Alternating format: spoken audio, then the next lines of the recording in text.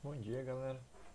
Então, hoje a gente vai ver a nossa quarta aula de Sistemas Estruturais 2. Então, a gente teve ali o feriado, né, na semana passada. Então, faz algum tempinho já que a gente teve a nossa aula. Então, por isso, hoje na aula 4 eu vou começar fazendo uma revisãozinha dos conteúdos que a gente viu na semana passada. Vou avançar, trazer um pouquinho mais de informação, mas pouquinha coisa também com relação a isso. Então, só para finalizar, né, a nossa unidade 1 da disciplina de Sistemas Estruturais 2, que ainda trata da parte de madeira, e depois, então, a gente já vai partir ali para avançar, né, na unidade 2. Então, na verdade, a gente vai fazer mais uma parte da unidade 2, sessão 1, que já era da semana passada, a gente já viu na semana passada, e vai avançar mais ainda na unidade 2 ainda, para a sessão 2, que é uma sessão relativamente curta. Eu até trouxe algumas informaçõezinhas a mais ali para vocês com relação a isso. Então, o livro de vocês não traz muito, por exemplo, as questões ali do dimensionamento propriamente dito. Eu vou trazer essas informações aqui para pelo menos vocês verem, né, como que funciona. Não necessariamente que eu vou cobrar tudo aquilo ali, mas só para vocês terem, né, a noção de como que vai estar funcionando o sistema, de como que é feito o dimensionamento das ligações propriamente dito. Então eu vou mostrar também essa parte ali para vocês, para que a gente consiga daí na semana que vem finalizar a unidade 2 do nosso livro. Então daí a gente termina com a seção 3, que é basicamente o dimensionamento dos elementos, como que são feitos, né, esses dimensionamentos. Eu ainda consigo fazer uma revisãozinha com vocês, porque a partir de então, porque daí na outra semana a gente já vai ter a nossa avaliação, que vai ser ali próximo na semana do dia 6. Então eu acredito que a avaliação ela vai ficar disponível, né, para vocês, e ela vai estar acontecendo ali provavelmente no dia 6 ou perto disso. Então, só para a gente conseguir, né, tá revisando, para que a gente consiga ter tá avançando, né, propriamente dito ali com o nosso conteúdo, e para que vocês não fiquem com dúvidas, alguma coisa na hora da prova lá. Então, vou tentar fazer uma revisãozinha com vocês ali, pelo menos alguma coisa, uma meia hora ali, só para a gente ir retomando alguns pontos principais do conteúdo para ficar tudo certinho. Então, já dentro desse âmbito de revisão, como a gente ficou um bom tempo já sem aula, né? Então, se forem ver, a gente ficou 2 semanas aqui sem aula de Sistemas Estruturais 2. Então, por isso eu vou trazer aqui já uma retomada de conceitos, alguma coisa bem breve ali pra gente, né? Só pra relembrar mais ou menos como que funciona. Então, a partir disso, é, eu vou listar ali algumas coisinhas que a gente viu na semana passada, na semana anterior, a semana passada, e vou trazer mais alguns outros conceitos ali, alguma coisa bem básica, né? Só pra gente avançar um pouquinho também. Então a gente lembra lá que estava na semana do dia. Deixa eu ver até aqui. Na semana do dia 8 de setembro, lá a gente estava vendo as questões de como que a gente pode verificar as resistências da madeira. Então a gente estava vendo que existem diferentes tipos de resistência que a gente pode estar considerando. A primeira classificação que a gente vai ver é a questão da resistência à tração, resistência à compressão, resistência ao cisalhamento. Daí depois a gente vai ter ali uma outra classificação que vai ser, tá, eu sei que existem esses tipos de resistências que vão estar relacionados ao esforço que está sendo aplicado sobre a minha estrutura, mas ainda dentro ali da madeira, por exemplo, eu vou ter a resistência de ensaio, então vai ser a resistência média, por exemplo, para cada uma dessas propriedades. Daí então, depois dessa resistência média, o que eu vou fazer? Eu preciso aplicar um coeficiente sobre essa resistência média para que eu consiga então obter a resistência característica da minha madeira, que vai ser como se fosse a resistência, é, a mínima resistência que eu vou ter ali com relação àqueles ensaios que eu estava utilizando, para que eu consiga garantir que aquela minha madeira vai ter as propriedades ali que eu vou estar utilizando. Então, tem que ficar atento com relação a isso também. O que mais que a gente vai ter então? A gente vai ter depois a resistência de cálculo da nossa madeira. Então a resistência de cálculo da madeira vai ser dada a partir então da, da aplicação, né, de um coeficiente de ponderação ali sobre a nossa madeira, que vai estar fazendo com que a gente possa estar considerando então esse elemento ali como o determinado elemento, o determinado tipo de madeira, né, a peça que a gente está utilizando, como elemento estrutural. Então isso é bem importante, né, que a gente conheça essas características ali para que a gente consiga aplicar e a gente consiga estar utilizando ali da maneira adequada, da maneira correta, como a gente deve, para a gente saber aonde que eu vou aplicar, por exemplo, a resistência característica, aonde que eu vou estar aplicando a resistência de cálculo e para que a gente entenda então como, né, que a gente vai estar fazendo esses esforços, como que a gente vai estar aplicando essas situações ali quando a gente estiver projetando, né, quando a gente estiver delimitando ali a estrutura como um todo que a gente está formando, que a gente está construindo, a gente saiba, né, aplicar da maneira adequada. Então vamos lá. Então dentro desse quesito, né, dessas resistências que a gente está verificando, a gente determina a resistência porque a gente tem uma tensão que está ou vai estar atuando sobre a nossa madeira. Então, o que vai ser a tensão? O que consiste a tensão, né, quando a gente pensa ali nesse conceito? Por que a gente dimensiona uma estrutura para estar resistindo uma tensão, então? Porque a tensão, ela nada mais é do que uma força dividida por uma área. Então, uma força que está sendo aplicada sobre uma determinada área. Então, quando a gente pensa lá, por exemplo, nos esforços, né, que a gente calculava lá no ensino médio, o que eram aqueles esforços? O que eram aquelas forças, né, que a gente estava colocando ali sobre as nossas estruturas? Então, vocês provavelmente lembram lá das aulas de física que você tinha um bloquinho, daí vinha aqui uma força que era aplicada sobre o bloquinho, você avaliava a intensidade de força, coeficiente de atrito e tudo mais. Então, o que era isso? O que é essa força aqui pra gente? A força era um elemento aqui basicamente unitário, então a gente estava aplicando esse esforço, essa força aqui literalmente, sobre um único ponto. Então seria ali como se o bloquinho, né, tivesse a sua superfície aqui extremamente indeformável, então de algum material que não deforma de maneira alguma, e eu estou conseguindo aplicar como se fosse com a ponta de uma agulha ali, como um negócio mais fino que uma ponta de uma agulha, uma força de qualquer intensidade que eu estava avaliando lá. Então, por exemplo, 20 kN, alguma coisa assim, que era mais ou menos os exercícios, né, que a gente verificava. Daí tinha o peso aqui e tudo mais do bloquinho, não sei o que. Então, beleza. Então, as forças que a gente estava aplicando ali dentro dessa situação eram forças pontuais. Então, literalmente pontuais porque elas eram aplicadas sobre um único ponto. Então, isso aqui já não serve muito pra gente, porque no mundo real, agora trazendo já, né, para a questão da graduação, da vida real, isso não serve pra gente porque a gente nunca vai ter aplicação de uma força em um único ponto. Se a gente for pensar, mesmo que a gente trabalhe com um prego ali, um prego é um elemento fininho, né, que vai ter uma ponta. Mesmo ele, aquela ponta, por menor que ela seja, ela já vai ter uma área. Então essa área já vai ter ali, já vai estar sendo utilizada como distribuição dessa força. Então toda a força que eu estou colocando no parafuso, ela não está sendo concentrada em um único ponto, ela está sendo concentrada nessa área bem pequenininha que é a ponta ali do meu parafuso. Então eu já não tenho uma concentração em um único ponto, eu vou ter uma distribuição em uma área. Então quando a gente trabalha com elementos de madeira, por exemplo aqui, eu vou ter um pilarzinho de madeira. E eu estou apoiando essa viga aqui sobre esse pilar, vou desenhar aqui a viguinha. Então beleza, eu estou apoiando, né, essa viga aqui, que é o elemento horizontal, sobre o pilarzinho, que é o elemento vertical. O que acontece? Então vamos supor que essa viga aqui ela é um elemento biapoiado, mas aqui eu estou fazendo um corte, né, sobre ela. Então a viga continua lá para o outro lado e ela tem outro apoio, lá um outro pilar e tudo mais. Mas então o que eu quero dizer é que essa viga ela tem uma carga que está sendo aplicada sobre ela. Deixa eu apagar aqui em cima.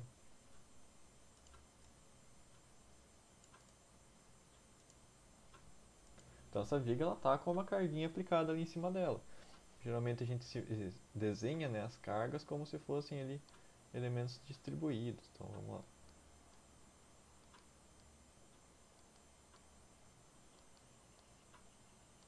Então ela está ali bem carregadinha. E além dessa carga, ela tem o seu peso próprio. Então a viga, ela tem um peso ali que está relacionado lá com a densidade da madeira, que são as questões que a gente viu lá na primeira e na segunda aula. Então a gente já viu algumas dessas questões, né? Que de acordo com cada espécie de madeira, por exemplo, eu vou ter propriedades relacionadas com essas espécies e uma variação que a gente vai ser com relação ao seu peso próprio. Então a gente vai ter madeiras mais pesadas, a gente vai ter madeiras mais leves que a gente pode estar trabalhando. Mas independente disso, a gente sabe que existe um peso. Então essa viga aqui, ela está exercendo algum tipo de esforço. Se ela está recebendo essa carga aqui de cima, se ela tem o seu peso próprio também, ela vai estar transferindo tudo isso aqui para o pilarzinho. E o que vai estar acontecendo então? Eu estou aplicando toda essa carga aqui que a minha viga está recebendo em um único ponto? Não, eu não estou trabalhando com um único ponto agora. Eu vou ter, né, na verdade, a transferência de todas as cargas dessa viga aqui para essa superfície do meu pilar. Então o que vai acontecer? Em vez de eu ter a força, né, pontual que a gente via lá no ensino médio, eu vou ter basicamente aqui sobre a superfície desse pilar agora uma força, né, que vai ser praticamente distribuída. Então eu estou distribuindo toda essa força ali, toda essa carga, né, que eu tenho com relação à viga sobre essa superfície do meu pilar. Então, claro, por consideração de cálculo, o que a gente vai acabar fazendo? A gente vai pegar essa superfície do pilar e para simular essa carga aqui que está vindo da viga, eu posso dizer que eu tenho ali uma carga concentrada bem grandona. Só que eu sei que ela não está sendo aplicada sobre um único ponto. Eu sei que embora eu esteja desenhando dessa forma, né, eu esteja calculando aqui dessa forma, ela realmente está atuando dessa maneira. A gente utiliza isso aqui porque é uma consideração de cálculo que acaba facilitando bastante. Mas então, para eu entender como que vai estar sendo aplicado esse esforço ali, eu vou pegar essa carga que eu estou dizendo que é uma carga concentradora, que é uma consideração de cálculo que eu vou estar fazendo, e vou estar dividindo pela área superficial do pilar.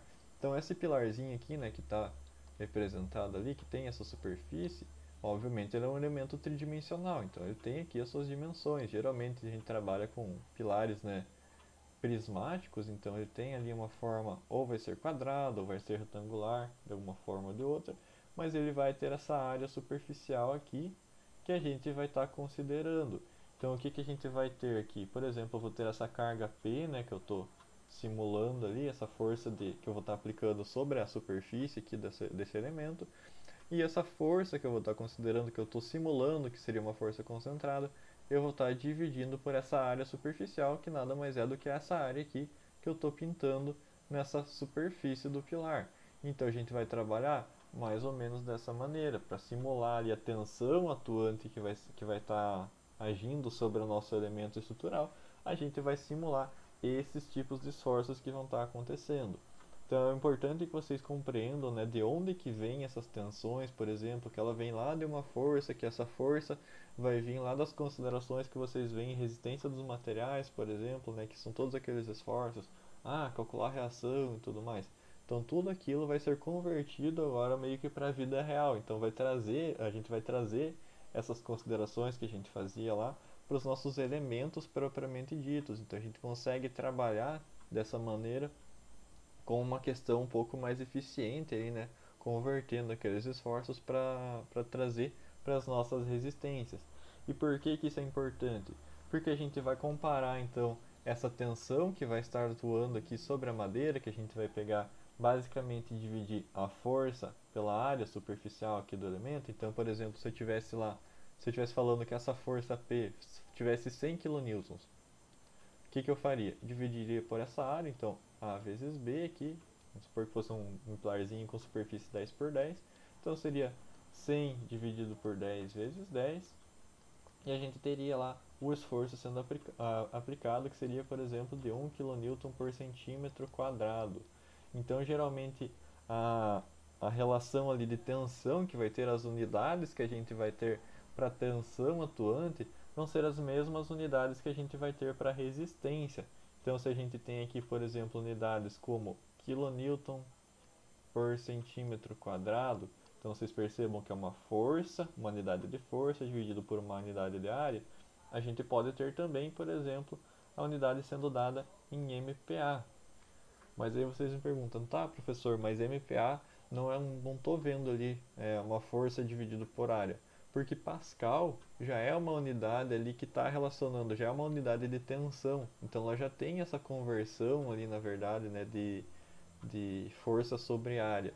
E para fazer essa conversão aqui de kN por centímetro quadrado para que a gente chegue em megapascal, então muita gente acaba confundindo, fala que MPa é uma unidade absoluta. Na verdade, a unidade aqui que a gente está trabalhando A unidade básica vai ser o Pascal. A gente coloca o M para representar que é mega, então mega equivale a 1 milhão. Então, 1 milhão de pascals. Mas de uma maneira geral não precisa se preocupar com isso, né? Mas só para vocês entenderem que a unidade que a gente está usando ali é o Pascal, que é uma unidade de tensão que a gente pode estar aplicando. Então, para fazer essa conversão aqui de kilonewton para megapascal, que é 1 milhão de pascals, a gente vai basicamente estar multiplicando os kilonewton por centímetro quadrado por 10. Então, a gente já vai obter ali é, em MPa, né, o quanto que a gente vai estar utilizando.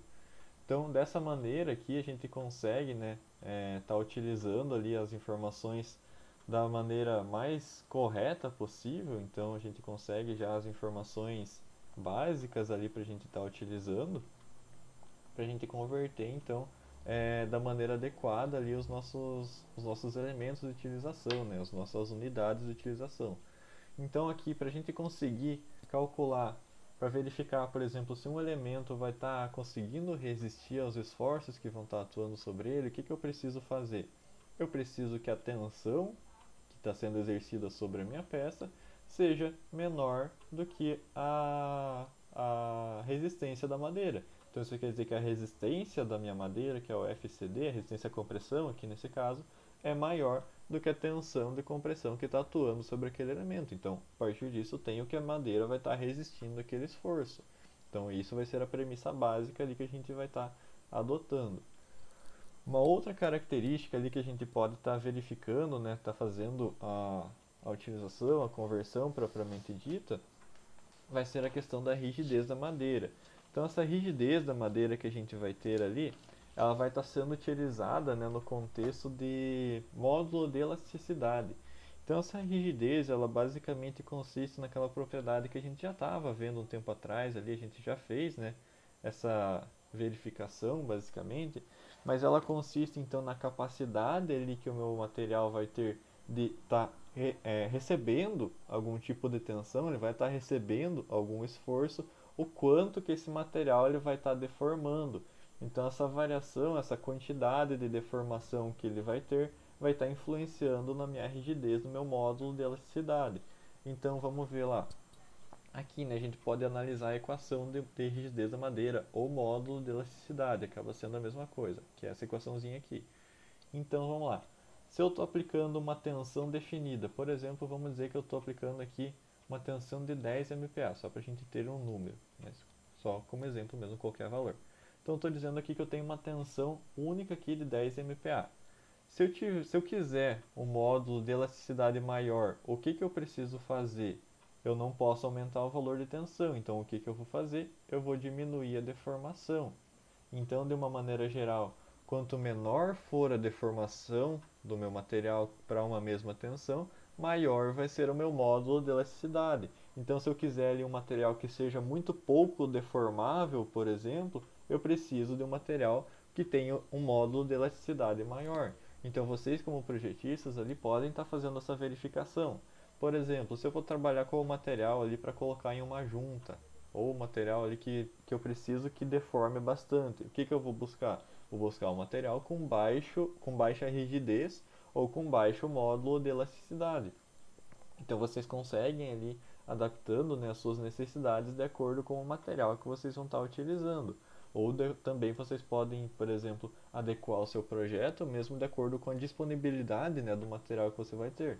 Não adianta você querer, por exemplo, não, quero um material extremamente rígido ali, mas você não tem disponível nem para compra, nem perto do local ali em que você vai estar construindo, por exemplo. Então você vai ter que se adaptar, você vai ter que fazer os cálculos ali para que você tenha a deformação adequada.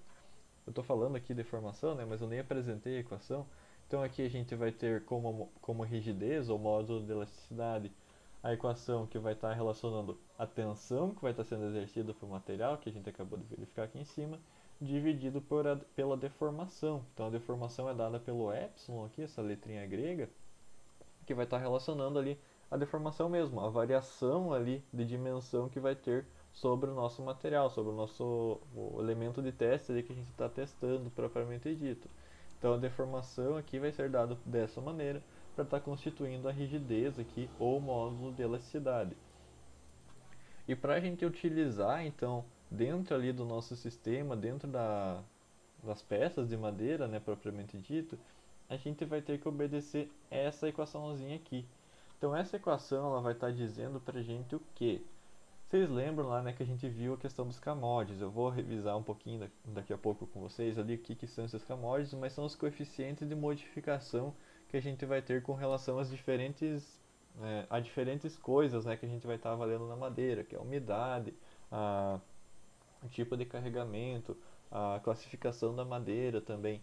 Então os coeficientes de modificação vão estar relacionados com isso. Mas a gente vai ter aqui então o valor de EC0M. O que é esse valor aqui? O que quer dizer esse EC0M? Esse valor vai ser o módulo de elasticidade que foi obtido experimentalmente para cada espécie de madeira. Então vocês lembram lá que eu mostrei aquelas tabelas, né, para vocês que são propostas pela norma, então pela nossa NBR ali que rege as estruturas de madeira, e a norma ela vai proporcionar para a gente essas tabelas que contêm as informações tanto de resistência à compressão, à tração, cisalhamento, módulo de elasticidade. Então essas informações a gente vai obter a partir disso.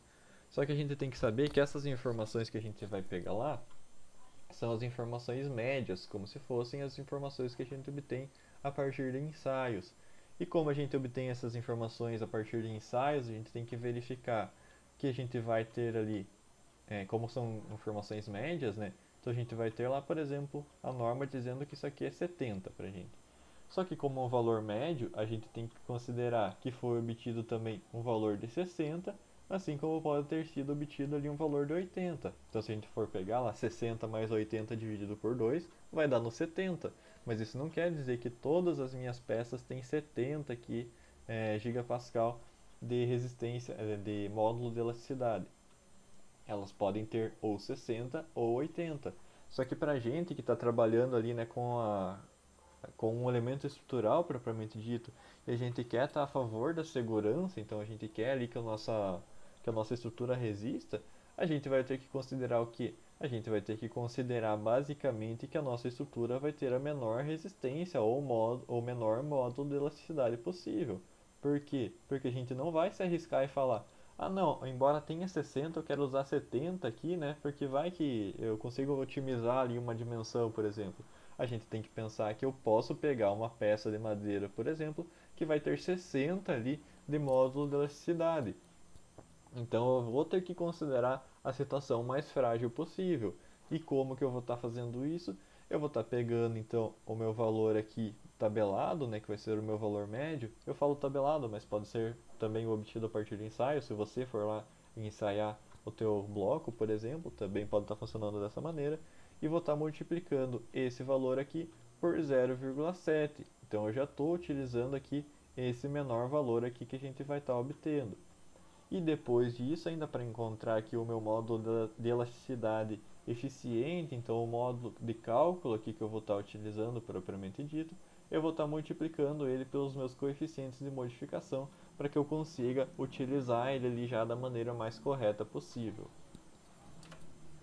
Então aqui, né, como eu estava falando, a gente tem essas tabelas que são fornecidas pela norma, que elas vão estar dizendo aqui para a gente, por exemplo, o módulo de elasticidade, aqui a gente vai ter também as questões das resistências que a gente pode estar obtendo. Então, se a gente tiver o FC0, é a resistência à compressão, a 0 graus, então paralelas, fibras ali, né, que a gente já viu. A gente vai ter também a questão da resistência à tração. Então, quando tiver o T aqui pequenininho, vai ser a resistência à tração. E o zero está relacionado, né, com a tração paralela às fibras, então estou com as fibras ali, estou puxando elas. Tem também a resistência à tração 90 graus, então a separação lá dos canudinhos, né, que eu sempre falo para vocês, essa vai ser a tração 90 graus. O V vai ser a tensão, né, resistente de cisalhamento aqui da minha peça, então ao corte ali, o quanto que eu consigo estar resistindo ao corte, por exemplo, na região dos apoios, como que vai estar funcionando. E aqui então a gente vai ter também a questão da densidade aparente, que a gente já viu lá como que calcula, que vai ser basicamente com a consideração de que a umidade que a gente está utilizando da peça é de 12%, então a gente vai ter uma umidade de 12% e vai estar calculando a sua densidade a partir de então, para que a gente consiga vir aqui e buscar na tabela qual é o material ali que eu posso estar utilizando. Então, por exemplo, se eu fui lá e verifiquei, eu não conheço qual que é a espécie de madeira que eu estou verificando aqui. Então, eu vou lá, vou testar, vou medir o peso dessa a massa, né, dessa peça de madeira, vou medir o volume ali bem certinho desse corpo de prova que eu estou testando, e a partir disso eu consigo vir aqui e comparar na tabela. Tá, por exemplo, eu obtive lá uma densidade, então, de 892. Então, eu obtive a densidade aparente de 892 kg por metro cúbico. O que eu vou fazer? Vou vir aqui nessa tabelinha e vou consultar. Opa, aqui tem, né, 700, 800, 892. Está bastante próximo ali do que eu encontrei, né? Tá literalmente o valor que eu encontrei porque eu estou usando como exemplo. Então, aquela árvore que eu estou utilizando tem um grande potencial de ser uma garapa roraima. Claro que daí, como a gente tem valores próximos, né, por exemplo, 892 ou 889 está bem perto, então eu posso ter ali uma questão, né, de erro de cálculo, erro de medição mesmo. Então eu vou partir agora por uma verificação mais empírica. Então se eu estou, por exemplo, aqui no sul, eu vou encontrar a garapa roraima? Eu não vou, é muito mais fácil encontrar um eucalipto umbra. Então, embora aqui possa ser qualquer um dos dois, né, de acordo com a densidade que eu estou verificando, como eu estou, dependendo da região em que eu estiver trabalhando, eu posso estar verificando, opa, essa árvore não tem aqui, então é bem mais provável que seja essa outra espécie de madeira que eu vou estar utilizando. Então, a partir disso, vocês conseguem, né, estar identificando ali qual é o material que vocês podem estar empregando. E para a gente utilizar então esses valores aqui, né, de resistência ou de módulo de elasticidade que eu estava comentando com vocês já, a gente vai pegar esses valores que são tabelados aqui para gente, esses valores que já estão fornecidos na tabela aqui para nós, e vamos multiplicar esses valores por 0,7 para que a gente consiga obter então as suas propriedades características, no caso aqui a tensão resistente característica, que pode ser tanto de compressão, tração, não importa, a gente só vai pegar esse valor tabelado e multiplicar por 0,7. E aqui a tabela, né, só relembrando que a gente vai ter lá para as árvores dicotiledôneas, então as angiospermas dicotiledôneas, a gente vai ter também para as gimnospermas, para as coníferas aqui, né, uma parte separadinha, que são basicamente os pinos que a gente pode estar trabalhando, e as araucárias. Então a gente tem aqui a continuação, né, da tabela, então vocês podem ver que principalmente para as dicotiledôneas a tabela é bastante grande. E claro, isso aqui é uma parte muito pequenininha ainda, então se a gente for usar todas as espécies de madeiras, né, ficaria uma lista praticamente infinita. A gente tem muitas espécies que podem estar sendo utilizadas. Então, por exemplo, se não tem o valor tabelado aqui para vocês, vocês podem também estar buscando ali na internet. Hoje tem dados disponíveis, né, com relação à madeira e tudo mais, para estar verificando então as informações com relação a isso. Ou vocês podem também estar fazendo os ensaios. Vocês vão lá, vão retirar corpos de prova e vão estar mandando para o laboratório, propriamente dito, para estar fazendo as análises ali, para estar identificando, né, para vocês como que funcionam as propriedades ali. Então você vai conseguir verificar lá a densidade, você vai conseguir verificar as resistências, o módulo de elasticidade e também a partir dos ensaios ali que você pode estar realizando. E aqui então, né, vão estar dispostos o número de corpos de prova que são avaliados ali para estar obtendo essas propriedades. Mas então eu vou retomar aqui bem rapidinho a questão dos coeficientes de modificação que a gente viu lá na última aula, então a gente já viu, né? Só para relembrar aqui com vocês como que eles funcionam. Então, para a gente obter o coeficiente de modificação geral, que vai ser o nosso CAMOD, a gente vai estar multiplicando os valores dos três coeficientes de modificação, que vão estar relacionados com coisas diferentes, para que a gente obtenha o valor aqui que vai estar considerando os vários fatores de influência sobre as nossas propriedades da madeira, sejam elas resistência, módulo, as características de densidade ali, e tudo mais. Então, tudo isso a gente pode estar avaliando ali com relação aos coeficientes de modificação. Então, para isso, a gente vai ter os três coeficientes de modificação, que a gente vai chamar de CAMOD 1, CAMOD 2 e CAMOD 3. Então, o CAMOD 1, para a gente estar analisando, ele vai estar relacionado com a classe de carregamento que vai estar sendo aplicada ali sobre a nossa madeira. Então, de acordo com a norma, a gente vai ter principalmente 5 classes de carregamento, que vão estar relacionando as carregamentos permanentes, os carregamentos de longa duração, média duração, curta duração e duração instantânea, que tem ali praticamente um segundo de duração, então só dá um impacto e sai. Então seria mais ou menos dessa forma, como se fosse um impacto mesmo ali que está acontecendo sobre a estrutura. Então aqui, né, a norma ela vai trazer aqui já a ordem de grandeza da duração acumulada das ações ali que vão estar sendo aplicadas. Então, por exemplo, se eu vou ter ali ações que estão sendo utilizadas ao longo de toda a vida útil da minha estrutura, por exemplo, a questão do peso próprio, o que eu vou estar considerando? Vou estar considerando uma carga permanente porque está atuando ao longo de toda a vida útil da construção. Se eu tiver carregamentos de longa duração que permaneçam por mais de 6 meses, por exemplo, na minha estrutura, então ali quando a gente pensa em questão de equipamentos que estão sendo utilizados, armários, geladeira, fogão, tudo isso, o que a gente vai ser, né? O que vai estar atuando ali como carga? Vai ser uma carga de longa duração, porque vai estar mais de 6 meses, mas ele não chega a ser permanente porque eu posso, por exemplo, mudar uma geladeira de lugar, eu posso estar movimentando o fogão, o sofá da sala, por exemplo, eu posso estar mexendo de lugar, embora eu mexa muito raramente, mas eu posso estar fazendo isso. E a gente vai ter também a média e curta duração ali, assim como a duração instantânea, que vão estar relacionando ali os tempos, né, de aplicação desses carregamentos. Então a gente vai, a partir dessa classificação ali que a gente vai estar fazendo para as classes de carregamento, a gente vai conseguir encontrar os valores aqui depois que a gente já delimitou, né, se o carregamento é permanente, longa duração e tudo mais.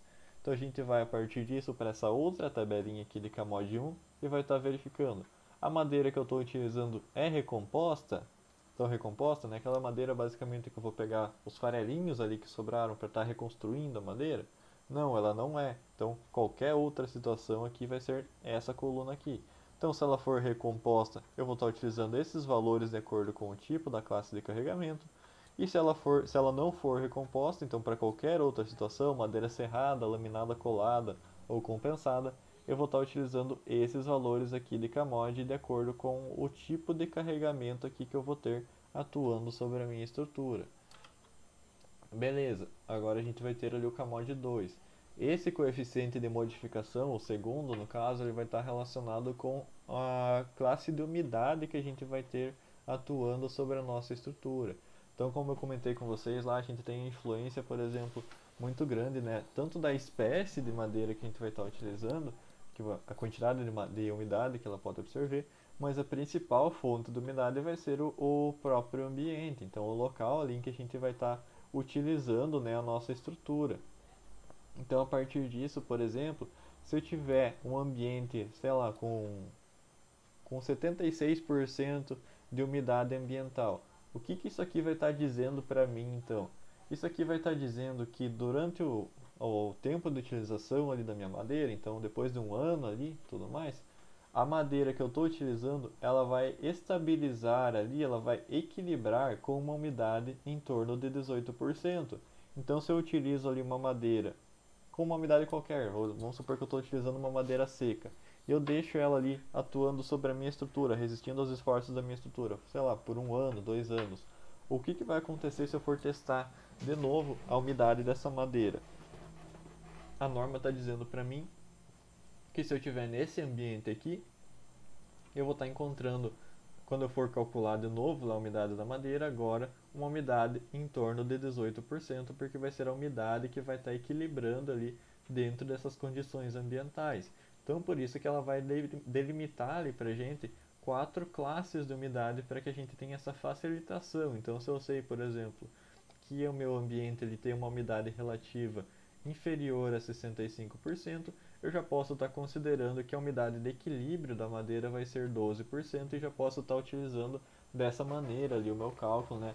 Eu posso estar agilizando já um pouquinho, que praticamente vai ser a maioria das situações. Geralmente a gente tem umidade relativa do ambiente, isso é uma média, né? Claro, ao longo dos anos ali, é inferior a 65%. Claro, a gente tem ambientes mais chuvosos, mas não está chovendo 100% do tempo, não está chovendo todos os dias do ano, por exemplo. Então a média ali que a gente vai acabar obtendo vai estar ali 65%, 70% no máximo. Então, geralmente a gente tem classes de umidade 1 ou 2. Quando que a gente vai ter classes de umidade 3 ou 4, principalmente é 4? Quando a gente estiver em ambientes pantanosos, então quando a gente estiver, por exemplo, submergindo ali o elemento de madeira embaixo da água, por exemplo, o que a gente vai ter? a gente vai ter uma classe de umidade 4, porque a umidade do ambiente onde a gente está colocando a madeira, que é embaixo da água, é 100%. Então isso aqui vai dizer, a norma vai estar dizendo para a gente que a umidade de equilíbrio da madeira vai ser superior a 25%. Então beleza, a gente vai lá e vai definir as classes de umidade de acordo com o tipo com a umidade relativa do ambiente ou de acordo com a umidade que eu vou estar verificando na peça propriamente dita. Então eu vou separar aqui as classes de umidades e de novo, se a madeira for recomposta, eu vou utilizar esses coeficientes de modificação aqui. Agora, se ela for qualquer uma das outras situações, eu vou estar utilizando esses coeficientes de modificação aqui de acordo com as classes de umidade que eu vou estar utilizando. Então, classe de umidade 1 e 2, o coeficiente de modificação vai ser igual a 1, e para as classes 3 e 4, 0,8 ou 0,9 se for recomposta. E por último, a gente vai ter o nosso coeficiente de modificação 3, então CAMOD 3. Então esse CAMOD está relacionado ali com, ele vai estar relacionado de acordo com a classificação que a gente vai estar fazendo da nossa madeira. Então quando a gente vai lá e compra uma determinada quantidade de madeira, a gente tem duas situações principais. Então se a gente, por exemplo, comprar uma madeira um pouco mais barata, a gente vai estar comprando provavelmente uma madeira que não vai estar passando por uma classificação prévia. Então, geralmente isso não acontece quando a gente compra propriamente dito uma madeira conscientemente. Isso acontece, por exemplo, se eu estiver serrando a madeira. Então, eu vou lá, eu utilizo, né, eu corto ali uma floresta de reflorestamento, por exemplo, e mando serrar aquelas árvores que eu acabei de cortar. Então, como eu não estou fazendo uma classificação ali desses elementos que eu estou serrando, né, que eu estou cortando, eu vou estar utilizando ali a classe 2 que não passa por uma fiscalização prévia, não passa por uma classificação prévia.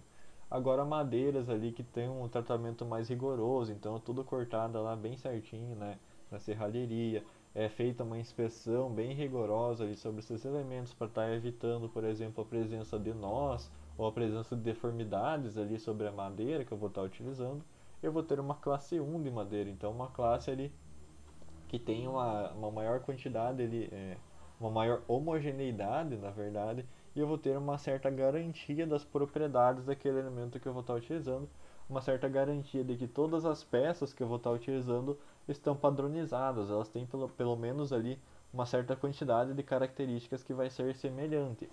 Então eu vou vir aqui para essa tabelinha aqui, por exemplo, e vou estar verificando. Tá, a madeira aqui que eu estou usando, ela é serrada ou ela é laminada e colada? Então se ela for serrada, eu vou vir aqui para essa outra coluninha e vou estar verificando. Tá, eu sei que ela é serrada, mas ela é uma dicotiledônia, então uma angiosperma dicotiledônia ou uma conífera. Beleza, é uma dicotiledônia. Tá, mas é uma dicotiledônia que passou por classificação ou não passou por classificação? Ela passou. Então beleza, então a partir disso eu vou pegar CAMOD igual a 1. Ela não passou por classificação, então vou chamar ela de segunda categoria. Então 0,8. Ah, beleza, mas ela era uma conífera. Então o que eu vou fazer? Uma conífera tanto faz se ela for de primeira ou segunda categoria, porque a gente vai ter muita variação de qualquer forma. Então, independente se eu inspeciono ou se eu não inspeciono, eu vou estar utilizando CAMOD igual a 0,8. Se ela for uma madeira laminada e colada, o que a gente vai ter? Tanto faz por tipo de madeira que a gente vai estar utilizando, porque ela é laminada e colada, né? Então eu vou estar colando chapas ali basicamente, igual a gente viu lá na primeira aula. Então aqui se eu tiver uma peça curva, tanto faz de primeira ou segunda categoria, a gente vai usar essa equaçãozinha aqui que vai estar envolvendo a espessura ali da lâmina que eu vou estar colando com o raio de curvatura. Ou se a nossa peça que eu estou colando ali é reta, eu vou usar o coeficiente de modificação igual a 1, porque eu já vou ter um certo rigor ali durante a colagem, né, desse meu material que eu vou estar utilizando. Então é dessa forma ali que a gente vai estar verificando, né, as resistências características, as resistências de modificação que a gente vai ter sobre as nossas estruturas, sobre os nossos elementos ali que a gente vai estar trabalhando. E é bem importante lembrar também que está lá na outra aula, está na aula 3, né, na verdade. Mas, por exemplo, como que eu vou encontrar a resistência de cálculo dos meus elementos? Então vamos supor aqui a resistência à compressão paralela dos meus de uma espécie de madeira. Então, a resistência, o F aqui, né? A compressão, o Czinho, o zero porque é paralelo e o Dzinho porque é resistência de cálculo. Como que eu vou estar encontrando esse valorzinho aqui então? Eu vou pegar basicamente o F C0K, que eu acabei de verificar dessa forma aqui, e vou estar dividindo ele pelo gama da madeira. Qual que vai ser esse gama? Então, se eu estiver trabalhando ali com a questão, né, de compressão, esse gama vai ser igual a 1,4. Agora, se o gama for de tração, se eu não me engano, está lá no outro slide, mas se eu não me engano, eu vou estar usando o valor igual a 1. Então, eu vou estar usando aqui, por exemplo, se eu estou trabalhando com compressão, vou estar utilizando o gama C, que vai ser igual a 1,4. Então, eu pegaria esse valor aqui, por exemplo, que eu obtive dessa equaçãozinha, e estaria dividindo ele por 1,4. Então é mais uma coisa que tem que ficar atento, né, quando a gente for fazer o cálculo. Então volta lá nos slides da última aula, né, e confere qual que é o coeficiente bem certinho para estar utilizando ali, para estar calculando a resistência, a compressão ou a tração de cálculo propriamente dito. Então a gente vai encontrando a partir da utilização ali desses K-mods, né, para que a gente consiga estar inserindo ali, para estar verificando se a peça vai resistir propriamente dito ou se ela não vai estar resistindo aos esforços que eu vou estar solicitando sobre ela e vou precisar fazer alguma adaptação ou vou precisar transferir cargas para outro lugar ou vou estar precisando reforçar aquele meu elemento estrutural propriamente dito, né? Por exemplo, colocando duas peças de madeira ali naquela seção para aumentar a área dela, né, para estar diluindo aquela tensão que eu vou estar aplicando. Então tem alguns ajustes, né, que eu posso estar fazendo ali para estar melhorando as propriedades desse meu material.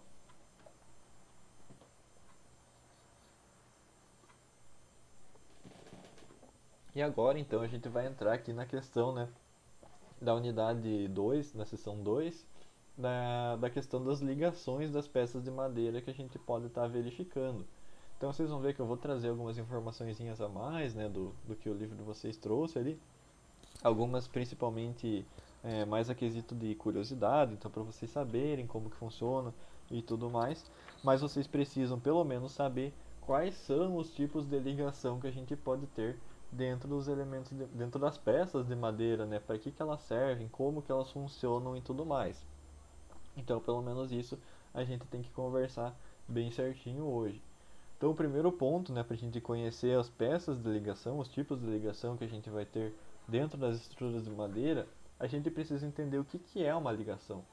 Então, a ligação, quando a gente pensa em uma estrutura, né, em uma treliça, por exemplo, em um pórtico, ela vai ser esses elementos de união aqui entre duas peças distintas. Então eu tenho ali a separação, né, a separação literal dos meus elementos, então duas partes aqui, uma viga e um pilar, duas vigas que estão se ligando, então qualquer que seja, né, a interação ali entre diferentes elementos que eu vou estar trabalhando, eu vou precisar pensar que esses elementos, por não serem um só, por serem elementos separados propriamente ditos, eles vão precisar ser unidos de uma certa forma. E como vai ser essa forma? Vai ser a ligação propriamente dita. Mas exatamente por eles não serem um elemento único, por eles estarem necessitando, né, dessa ligação, dessa peça, né, que vai estar fazendo a união entre esses dois elementos, essa junção, então esse ponto, né, de união que eu vou estar trabalhando, vai ser exatamente o ponto de maior concentração de cargas que eu vou ter ali com relação a esses elementos. Então vai ser o ponto ali que eu vou estar precisando fazer o dimensionamento mais rigoroso possível, porque provavelmente é onde vão estar acontecendo as falhas sobre a minha estrutura. Então, quando eu estiver fazendo o dimensionamento de uma estrutura de madeira, e a gente vai ver que para metálica é a mesma coisa, as rupturas, as falhas que provavelmente podem estar acontecendo vão estar relacionadas ali com com o tipo de ligação ou com o próprio elemento de ligação que eu vou estar trabalhando. Então, além disso, né, esses pontos de concentração de cargas, eles podem estar sendo adaptados então de acordo com as necessidades de projeto que eu vou ter. Então, eu posso trabalhar com os vários tipos de elementos de ligação que a gente vai estar vendo daqui a pouquinho, para que eles se adequem da melhor forma ali ao tipo de estrutura que eu vou estar utilizando. Então, por exemplo, se eu preciso trabalhar com uma redução, eu preciso deixar mais concisa, basicamente, eu preciso reduzir o volume total ali dos elementos que eu vou estar utilizando, da treliça, por exemplo, que eu vou estar utilizando. O que eu posso estar tentando fazer? Eu posso estar tentando compor um tipo de ligação que seja mais resistente em que eu preciso de menos seção de madeira para estar compondo ali, para estar resistindo àquela estrutura.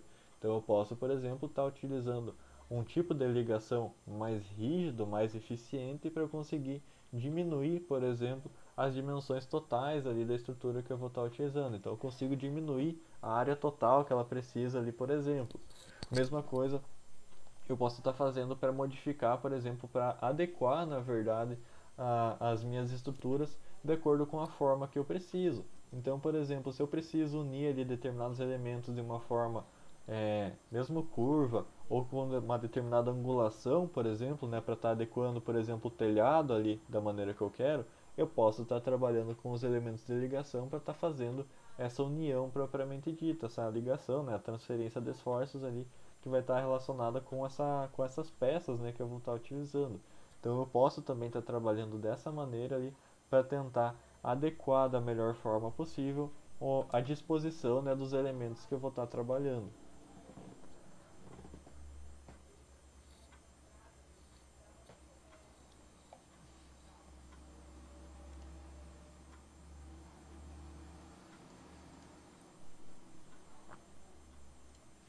Então, essas ligações, né, como eu estava comentando com vocês, os elementos de ligação propriamente ditos, elas vão ser responsáveis, a principal função dessas peças de ligação que a gente vai estar trabalhando, elas vão ser responsáveis por estar transferindo os esforços.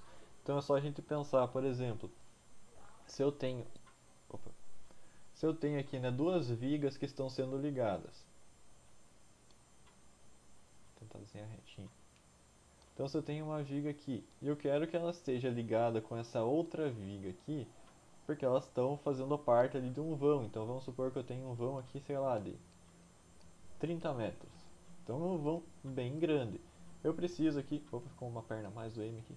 Mas então, se eu tenho um vão bem grande, eu não dificilmente vou ter ali uma viga de madeira, né, que consiga ter 30 metros de comprimento.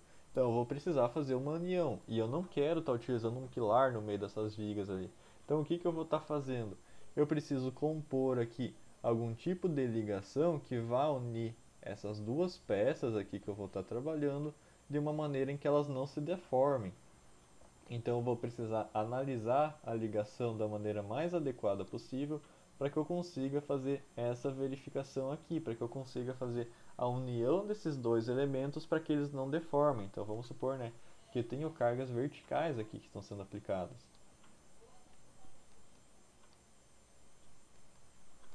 Então o que que aconteceria, né, se eu tiver um elemento de ligação frágil, por exemplo? Quando eu aplicar essas cargas verticais aqui, então estão as duas viguinhas separadas, né? Apliquei a carga vertical, o que que vai acontecer? Vão tender a separar, elas vão quebrar aqui exatamente no ponto de ligação. Então isso já está exemplificando para a gente, né, aonde que acaba sendo o ponto de fragilidade. É só vocês pegarem, por exemplo, qualquer tipo de material ali, pega dois lápis, por exemplo, ali e cola um no outro, cola com a parte reta ali, a parte de trás, né, dos lápis, cola um no outro. Você vai apertar eles. Aonde que ele vai estar quebrando? Exatamente nessa ponta de ligação. Então por isso ali que essa parte, nessa região estrutural ali que a gente vai estar avaliando, vai ser a ponto de maior fragilidade possível dentro da nossa estrutura. Então por isso que ele requer ali esse cuidado especial, né, que a gente precisa estar tendo para estar dimensionando ele da maneira mais adequada. Então, para isso, para que a gente consiga estar dimensionando da melhor maneira possível, a gente vai estar avaliando então as propriedades que vão estar influenciando isso. Que para as ligações a gente precisa ter boas propriedades com relação à rigidez e à resistência dessa ligação. Então aqui eu trouxe um gráfico para vocês, um gráfico bem simplificado, não precisa de valores propriamente ditos, mas só para a gente ter uma noção de como que vão estar funcionando os tipos, né, principais aqui de ligação que a gente pode ter. Então vamos avaliar o que está acontecendo aqui nesse gráfico. Então aqui eu tenho o eixo X, né, relacionando aqui a deformação, então o quanto, né, de esticamento, assim, a deformação, tanto compressão quanto tração que pode estar acontecendo, então o quanto que estica, o quanto que contrai ali na minha estrutura. E eu vou ter aqui o eixo vertical, então as ordenadas relacionando a força que eu vou estar aplicando. Então vamos analisar para cola, o que está acontecendo? Então eu tenho aqui a aplicação bem intensa, né, de uma força, e vocês veem que está deformando muito pouco. Então a cola tem uma baixa capacidade de deformação. Baixa capacidade de deformação, alto módulo de rigidez, lá, o módulo de elasticidade, né, que a gente estava verificando. Mas enfim, então a cola aqui, ela deforma muito pouco para a carga que eu estou colocando nela.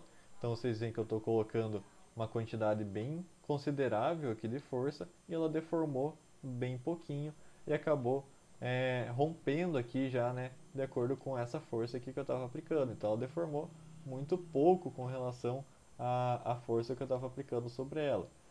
Como eu estava falando para vocês, não considerem, por exemplo, nossa, mas ela resistiu bastante, então ela é bem boa. Não, aqui é só para a gente ter uma noção do comportamento que a gente vai ter quando a gente trabalhar com cola.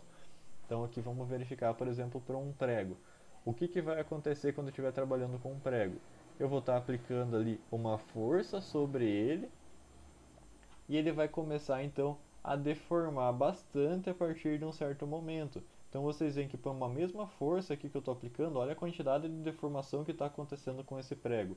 Então ele vai basicamente ele deformar, vai entortar até o infinito ali basicamente, e só depois aqui no finalzinho ele vai acabar rompendo. Então vocês veem que ele tem uma grande capacidade de deformação com relação à força que está sendo aplicada sobre ele. Então ele tem uma propriedade ali que vai ser interessante, porque ele vai aproveitar bastante, né, a tensão de deformação máxima, a tensão de deformação de escoamento ali que a gente pode ter para o nosso aço. Um parafuso já vai ter uma característica um pouco diferente, porque ele trabalha, né, um pouco diferente aqui do nosso prego. Embora sejam elementos parecidos, o parafuso ele é rosqueado, então ele tem uma precisão ali um pouquinho diferente. Então ele também vai estar recebendo aqui uma tensão, né, uma força que está sendo aplicada sobre ele, e ele vai deformando aqui de uma maneira relativamente linear, até que ele chegue aqui no seu ponto de ruptura. Então ele tem um comportamento um pouco diferente aqui, já bem diferente da cola e bem diferente dos pregos. Vamos pegar uma chapa denteada, por exemplo. O que vai estar acontecendo? Ela vai deformar bem pouco até certo ponto, até atingir ali o coeficiente de deformação, o coeficiente de escoamento, né, dessa chapa metálica. E a partir de então a força vai aumentando pouco, mas ela vai deformando bastante. Então já está escoando. É como se você pegasse um aço, ele vai resistir bastante no começo, mas vai chegar a um certo ponto, uma certa força que você vai estar colocando, que ele simplesmente vai abrir mão e vai acabar deformando um monte. Então você vai deformando bem pouquinho e de repente ele deforma um monte. É o escoamento do aço que está acontecendo, que a gente vai observar. Por isso que a gente não observa esse comportamento aqui na cola, porque a cola não é um material de aço, né? Então ela não tem essas propriedades ali de escoamento como os outros equipamentos aqui de ligação que a gente está observando. Então aqui nessa para mostrar como que vai estar acontecendo essa situação, então essa deformação, o gráfico aqui trata das mesmas propriedades, então deslocamento no eixo X e da carga aqui no eixo vertical, né? Então o que a gente vai ter? Se o material ele romper muito rapidamente aqui, então se ele tiver uma baixa capacidade de deformação, eu vou estar falando que esse material ele é resistente, mas ele é frágil. Então uma cola ali, por exemplo, ela tem uma capacidade resistente, mas ela é um material bastante frágil porque ela rui de repente. Ela chega ali sem avisar do nada, tô resistindo, e de repente ela rompeu. Então ela não avisa o que está acontecendo porque ela não tem uma capacidade de deformação. Diferente, por exemplo, se eu tiver aqui um material resistente e dútil. Então o que quer dizer isso? Esse é um material que ele está resistindo a uma grande quantidade de esforço e ele vai deformando ali proporcionalmente a esse esforço ao longo do tempo. Então ele acaba sendo bastante interessante para a gente, porque eu estou aplicando uma quantidade muito grande de esforço, esse material vai deformando aos pouquinhos, então ele vai meio que avisando para a gente que ele não está resistindo mais àqueles esforços. E eu tenho aqui um material que é dútil e é pouco resistente. Então ele tem uma capacidade ali de deformação muito grande, mas ele não consegue resistir muito. Ele acaba deformando bastante ali ao longo do tempo para a força que está sendo aplicada, que seria, por exemplo, o prego aqui que está sendo ilustrado para a gente. Ele deforma um monte para uma baixa capacidade de resistência.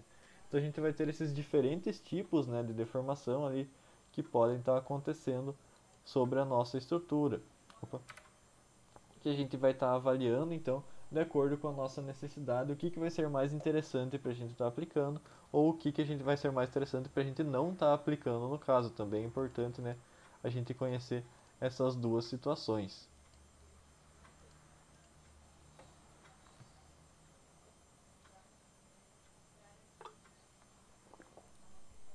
Então, beleza. Então, dentro ainda desses pontos, né, que a gente está avaliando, o que a gente vai ter também com relação a isso? Por exemplo, a espessura do parafuso. Então, vamos imaginar o que pode estar acontecendo. Então, aqui eu trouxe como exemplo, né, um esforço aqui de cisalhamento que vai estar acontecendo. Tá, professor, mas a madeira aqui ela está sendo puxada, não seria um esforço de tração, por exemplo? Para a madeira, sim, mas a gente está avaliando o elemento de ligação agora. O elemento de ligação que está unindo as peças aqui de madeira, né, se a gente for avaliar, vai ser propriamente dito o nosso parafuso. E o que está acontecendo sobre esse parafuso? Eu não estou tentando cortar esse elemento ali nas duas direções, né? Eu não estou puxando de um lado e puxando do outro. Esse aqui não é literalmente o esforço de cisalhamento que vai estar acontecendo. Então é isso que vai estar acontecendo, que a gente vai estar avaliando aqui sobre esse nosso parafuso que está disposto aqui para a gente. Então se eu tiver um parafuso grosso ali, o que vai estar acontecendo? Um parafuso espesso. Eu vou estar exercendo essa deformação, né? Esse esforço que eu vou estar aplicando ali. E o que vai acontecer? Por ele ter uma espessura muito grande, ele não vai deformar. Então ele tem uma área ali de seção muito grande, então eu vou estar exercendo esforço, ele vai estar resistindo ali da melhor maneira possível. Só que vai chegar um momento em que esse parafuso não vai mais resistir e ele vai acabar quebrando. Então, por ser muito grosso, por ser muito espesso, ele tem uma baixa capacidade de deformação. Então, ele não consegue ali estar deformando, ele vai quebrar de uma vez só pelo modelo, né, de união dos átomos ali que ele vai ter dentro da sua estrutura. Por ele ter uma espessura muito grande, ele não vai conseguir deformar e vai acabar rompendo de uma vez só. Diferente de um parafuso mais delgado, mais fininho, por exemplo. Então, se a gente estiver trabalhando ali com uma estrutura, né, com uma com um elemento de ligação um pouco mais fino, o que vai estar acontecendo? A gente vai ter que esse elemento, então, ele vai estar sendo exercido ali com relação a esses esforços, mas a partir do momento que ele não consegue mais estar resistindo, ele não vai quebrar. Por ele ser muito fininho, ele vai acabar deformando. Então a gente vai ter essa diferença também aqui dentro da nossa estrutura. Então, de uma maneira geral, parafusos mais espessos, aqui parafusos, pregos, tanto faz o tipo de elemento, né, só elementos metálicos, que tem uma espessura muito grande, eles tendem a quebrar de uma maneira mais frágil, e elementos mais delgados eles tendem a deformar antes de quebrar. Então eles acabam avisando ali um pouquinho mais pra gente e a gente vai estar adequando, né, de acordo com as nossas necessidades. Então aqui agora a gente vai entrar mais especificamente, né, nos tipos de elementos de ligação que a gente pode estar utilizando. Então a gente vai ver ali pregos, parafusos, cavilhas, então todos os materiais ali que a gente pode estar usando para compor as nossas ligações, as nossas estruturas de madeira propriamente dita. Mas antes de entrar então nessa parte, que vai ser um pouco mais rapidinho, eu vou tentar terminar a aula um pouco mais rápido ali com vocês. Eu vou fazer só um intervalo de uns 5 minutinhos, só para pegar água e para dar um descanso para a voz um pouquinho, mas a gente já volta. Não vou fazer 15 minutos lá para a gente conseguir avançar um pouco mais rápido, mas só para dar um descanso bem rapidinho. Bom, então beleza. Então a gente vai ver agora, né, como eu estava comentando com vocês, os tipos de elementos que a gente pode estar utilizando para comporem, né, as nossas ligações que a gente pode estar utilizando. Então, o primeiro desses tipos de elementos que a gente pode empregar vão ser os pregos propriamente ditos. Então, os pregos convencionais ali que a gente pode estar utilizando. Então, quando a gente pensa na utilização de pregos como fixação estrutural que a gente pode estar empregando ali, a gente não pode estar relacionando eles da maneira usual que a gente emprega ali para uma peça de madeira, por exemplo. Como assim, professor? O prego, se a gente for somente ligar ele ali, é, unindo só os elementos, como a gente faz, por exemplo, para pregar uma ripa ali, alguma coisa nesse sentido, ele só pode ser usado como elemento de ligação temporário. Por que vai estar acontecendo isso? Porque quando a gente está inserindo o prego, né, o que está acontecendo? Ele está separando ali as fibras da madeira, então ele está abrindo ali caminho, né, e está formando aquela deformação localizada ali naquela região. Para que a gente consiga estar utilizando ele como elemento estrutural, como ligação estrutural, o que a gente precisa estar fazendo então sobre a nossa peça, sobre o nosso elemento? a gente precisa estar fazendo uma ligação ali, um furo, na verdade, que vai estar servindo de caminho para que esse prego consiga entrar e estar fazendo aquela ligação. Então tem ali um diâmetro, né, que a gente precisa estar furando com a furadeira mesmo, para que a gente consiga entrar com esse prego. Claro que não é o diâmetro total ali do elemento de ligação que eu vou estar utilizando, porque senão o prego acabaria ficando frouxo ali, né, naquela ligação. Ele é um pouquinho inferior, mas eu preciso sim estar fazendo essa consideração, eu preciso colocar esse furo para que o prego ele não abra tanto ali as fibras da minha madeira, para que ele não separe tanto as fibras da madeira, para que ele vai deformar um pouquinho, mas ele vai só deformar, ele não vai estar abrindo, ele não vai estar separando ali, né, o meu material que vai estar dando resistência para o meu elemento de madeira. Então tem essas considerações que tem que estar fazendo. Uma outra consideração, o prego geralmente ele é fixado por impacto, né, então ali é batendo, propriamente dito, e para utilizar ele como peça de ligação estrutural, a gente precisa ter um diâmetro mínimo de 0,3 centímetros, ou seja, um prego de 3 milímetros. É um prego relativamente simples, né, se a gente, relativamente fino, se a gente for pensar na sua utilização como parte estrutural do nosso elemento, mas a gente já pode estar considerando ele dessa forma. O aço que a gente vai estar utilizando, a gente tem que considerar uma resistência mínima de 600 MPa, então é um aço ali já um pouco mais preparado, né? 600 MPa, um aço do tipo CA60 basicamente, então ele tem ali uma resistência, né, estrutural um pouquinho mais elevada que a gente vai estar considerando.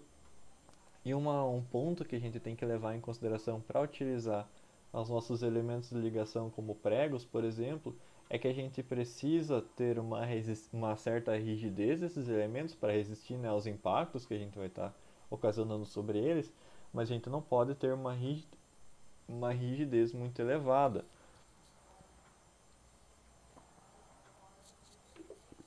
Por que vai estar acontecendo isso? Porque se a gente tiver uma rigidez muito elevada, vamos imaginar, por exemplo, com um teor de carbono extremamente alto, o que vai acontecer? Eu vou dar uma pancada naquele prego e ele vai acabar quebrando.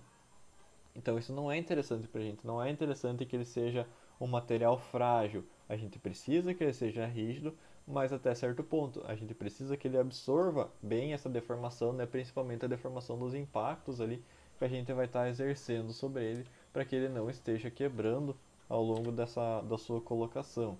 Então aqui, como eu estava comentando com vocês, a gente vai ter a disposição ali da pré-furação que é necessária para que a gente faça o posicionamento, né, desses elementos, desses pregos, e eles não reduzam a resistência ali que a gente vai ter sobre a nossa estrutura, por exemplo, devido à separação das fibras ali que eu já estava falando para vocês.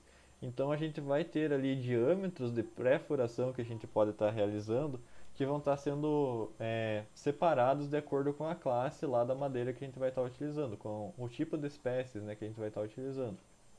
Então, por exemplo, se a gente for considerar as árvores angiospermas, lá de dicotiledôneas, o que a gente precisa fazer?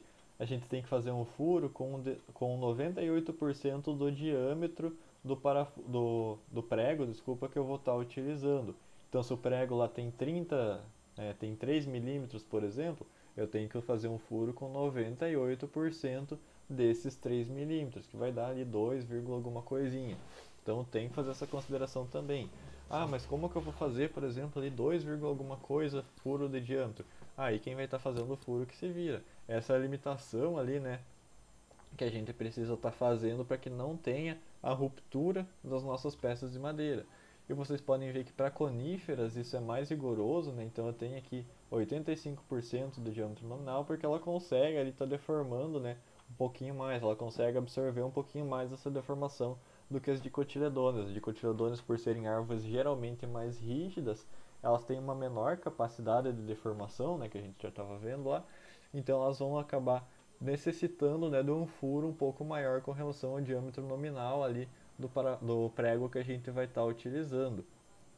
Então aqui só novamente reforçando, eu trouxe a informação, né, de que não precisa fazer pré-furação para estruturas provisórias se a gente estiver utilizando madeiras relativamente macias, então com uma densidade aqui inferior a 600 kg por metro cúbico. Então Madeiras acima disso, elas já não são consideradas madeiras moles ou madeiras macias, elas são madeiras mais duras. Então, se a gente estiver utilizando, por exemplo, ali algumas espécies de pinos, que são madeiras bem maciazinhas, a gente praticamente consegue apertar com a mão, a gente pode estar utilizando ali sem furação, desde que a gente obedeça, né, essas condições aqui também. Então, por exemplo, o diâmetro do prego tem que ser inferior a 1/6 da espessura das peças e o espaçamento entre os pregos tem que ser superior a 10 vezes o diâmetro do prego. Então, isso quer dizer o que pra gente? Que se eu estou pregando tábuas aqui, estou pregando duas tábuas. Essas tábuas aqui têm, por exemplo, sei lá, 60 milímetros de espessura. Então cada uma delas tem 60 milímetros de espessura. Qual que vai ser o diâmetro do prego aqui que eu precisaria, né, para estar utilizando sem a furação? Precisaria estar utilizando um prego aqui com pelo menos 10 milímetros de espessura. Então eu preciso de um prego ali de no máximo, né, 10 milímetros de espessura para que eu não precise estar fazendo a furação prévia aqui desses elementos. Então eu poderia estar utilizando ele aqui sem problema, desde que seja para uma estrutura provisória. Se for para estruturas para elementos estruturais fixos, né, eu já precisaria de qualquer forma estar fazendo a perfuração. Outro tipo de elemento, outro tipo de pino metálico que a gente pode estar utilizando seriam os nossos parafusos. Então os parafusos eles vão estar compondo ali uma parte, um tipo de ligação que a gente pode estar utilizando que vai ser o mais utilizado basicamente quando a gente pensa nas ligações, né, de estruturas de madeira. Então os parafusos geralmente são elementos metálicos que são fixados por meio da utilização de rosca. Então a gente vai ali fazendo um movimento de rotação, né, sobre eles e eles vão penetrando ali sobre a madeira. E esses parafusos geralmente eles podem ter diversos formatos, diversas formas propriamente ditas. Mas o mais convencional que a gente vai estar utilizando são os parafusos cilíndricos. Então esses parafusos aqui, onde a gente vai ter ali a aplicação, né, a fixação deles utilizando arruelas, que são esses elementos que aumentam a área de contato, né, do parafuso com o elemento estrutural, e a gente vai estar fixando eles também com a utilização de porcas. Então essas porquinhas aqui, esses elementos aqui que a gente vai empregando, né, para estar fixando eles propriamente dito. A gente vai apertando ele ali para ele conseguir ficar rígido, né, para que ele consiga ficar imobilizado ali dentro da nossa estrutura.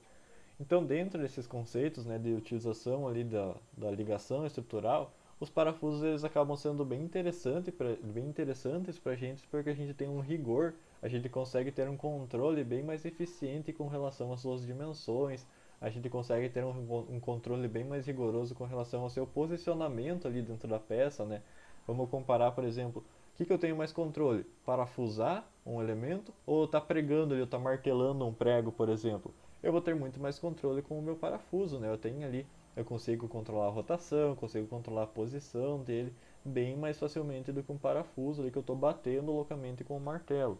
Então eu vou ter essas diferenças quando a gente pensar, né, nessa questão do tipo de elemento, do tipo de pino que eu vou estar compondo ali a minha ligação estrutural.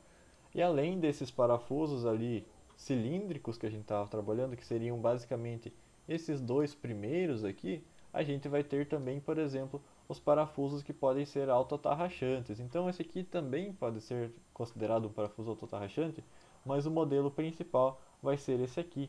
Então esses parafusos autoatarrachantes, eles são cônicos, então se a gente for ver aqui, eles têm mais ou menos um formato aqui, que seria o eixo, né? Eles têm meio que um formato aqui de cone, então vou tentar desenhar aqui para vocês. Então a gente tem meio que um cone aqui, né, sendo formado a partir deles, que eles vão estar então tendo a propriedade ali de entrar sozinho. Então como você vai proporcionando a rosca ali nele, ele vai cavando sozinho, né, o espaço ele vai entrando dentro da madeira. Então ele não precisa de porcas, por exemplo, para estar fazendo a fixação.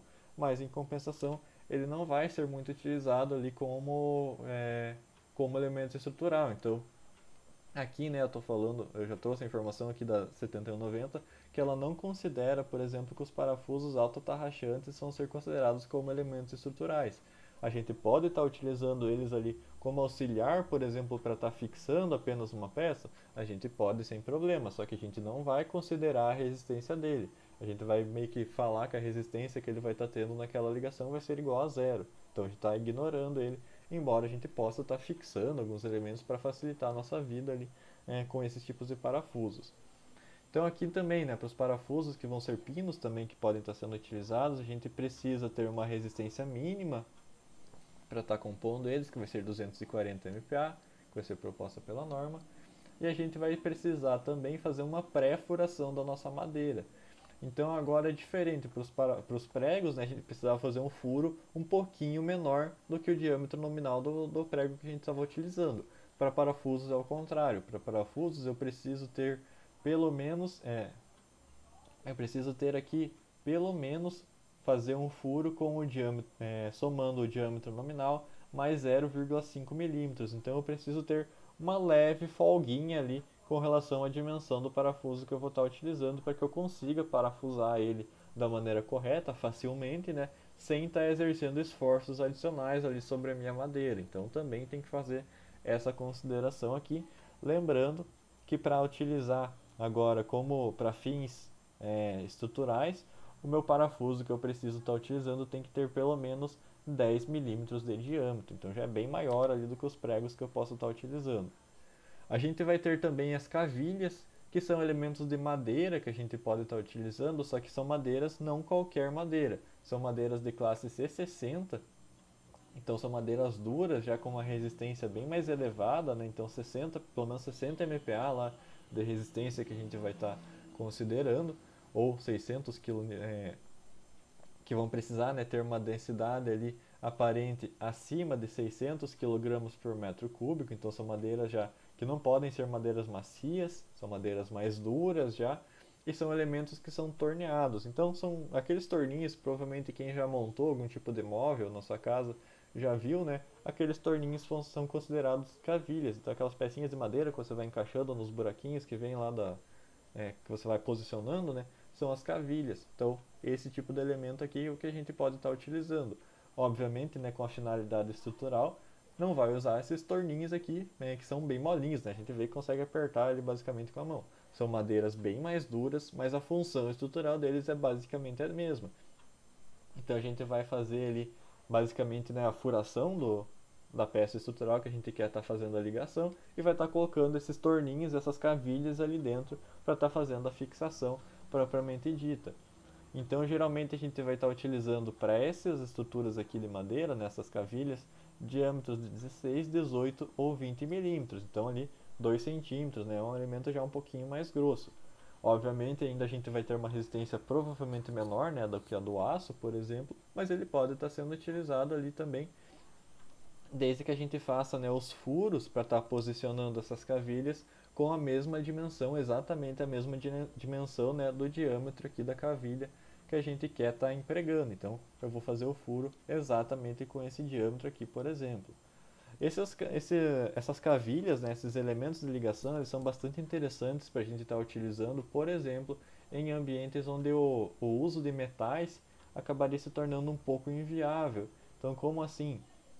Então, por exemplo, em piers ali, que estão localizados na praia, né, se a gente colocar muita estrutura metálica, muitos elementos de metal ali, o que vai estar acontecendo?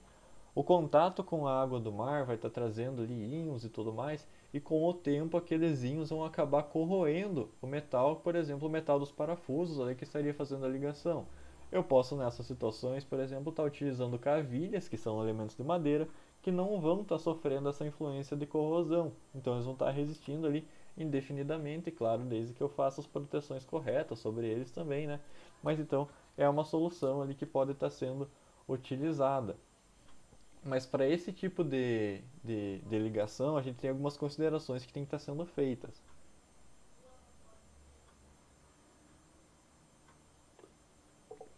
Então, para trabalhar, né, com os nossos elementos de ligação, a gente tem que ficar atento que o atrito entre as peças não vai ser considerado no cálculo. Então, por exemplo, se eu tenho aqui, né, a minha a tábua de madeira aqui que está sendo ligada, a viga de madeira, então, eu estou colocando aqui o pino dentro dessa madeira. Pode ser uma cavilha, pode ser um parafuso, pode ser um prego, tanto faz. Aqui vai ser um parafuso, então. Então, beleza, eu coloquei o parafuso aqui dentro.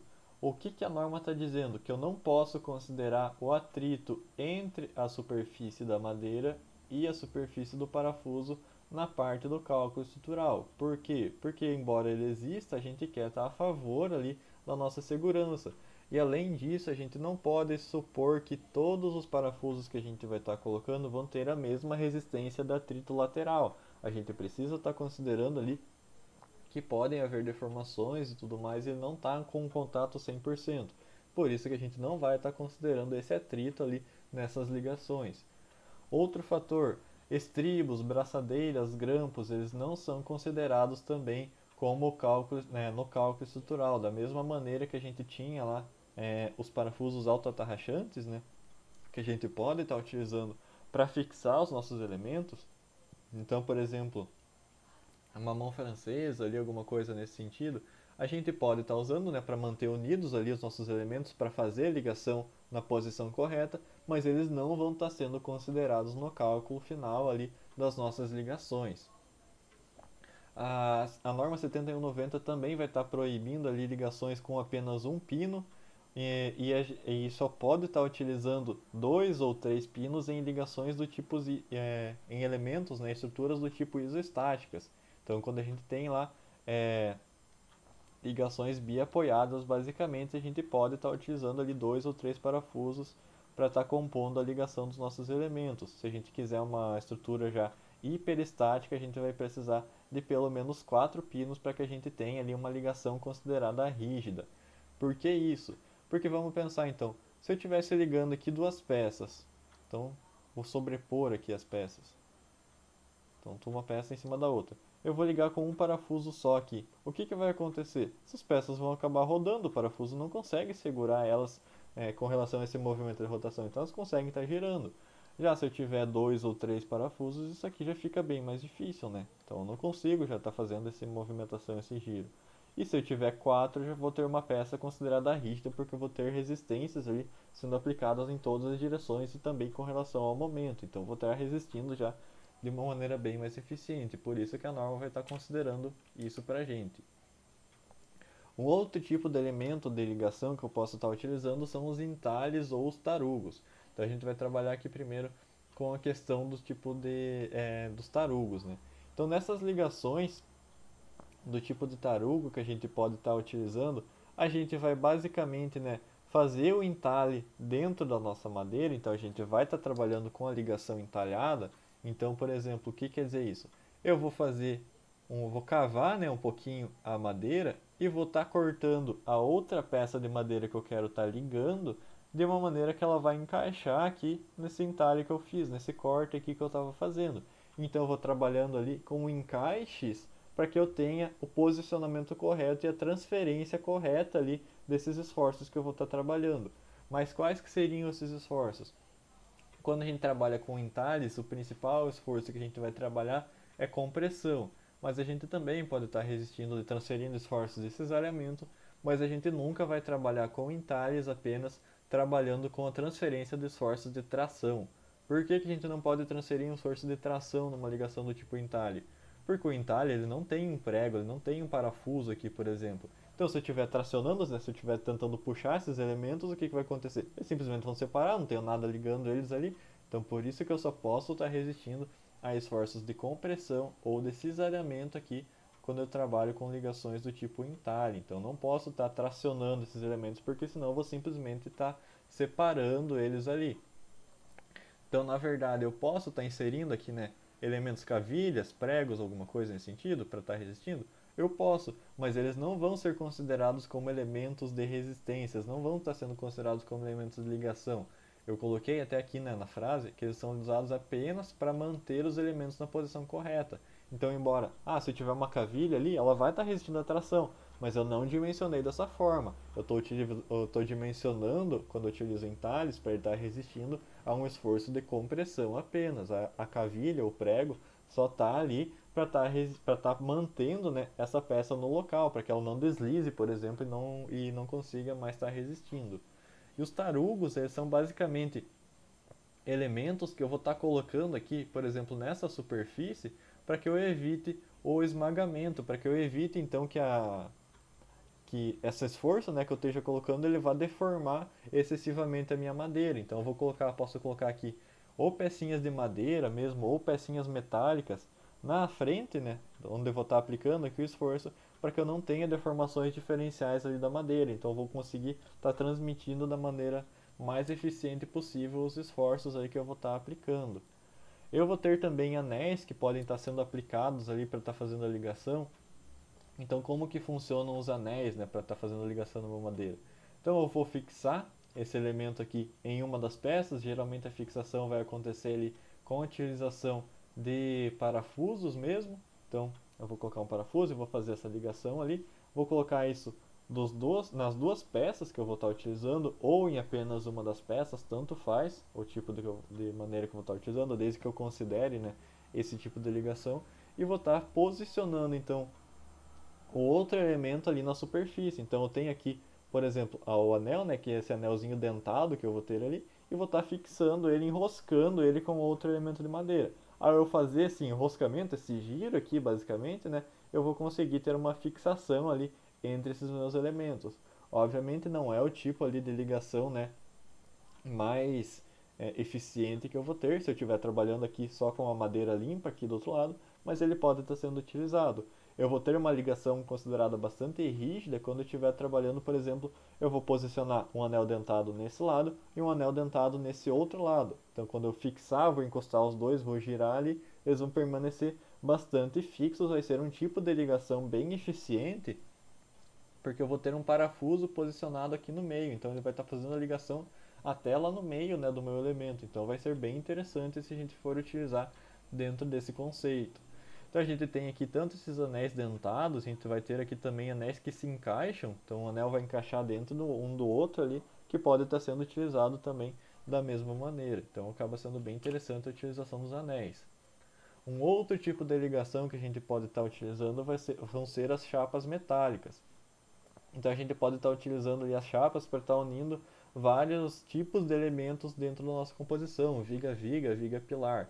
Esses tipos de chapas metálicas eles são utilizados geralmente dessa forma aqui, né, para estar realizando o encaixe superficial. Então a gente vai posicionar os elementos e vai estar fixando ali superficialmente essas chapas metálicas para que a gente evite a movimentação que pode estar acontecendo entre esses elementos. Então vocês vejam, né, que a chapa posicionada aqui, ela não vai deixar nem mexer de lado, nem mexer na vertical. Então ela vai estar impedindo nessa movimentação ali entre os nossos elementos.